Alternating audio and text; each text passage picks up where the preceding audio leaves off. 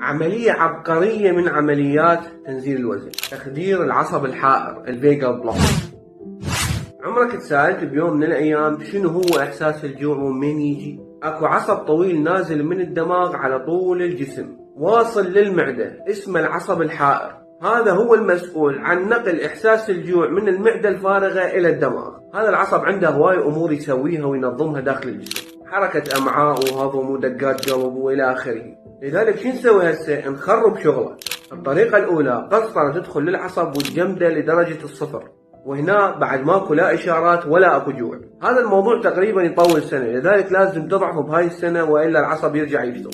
ثاني طريقة عن طريق الناظور. ندخل بالناظور نركب جهاز صغير ينطي نبضات كهربائية للعصب تخلي الدماغ يفكر انه انت شبعان. واكو دراسات تقول انه المرضى اللي سووا هاي العملية نزل وزنهم وقدروا يحافظون على نزول الوزن.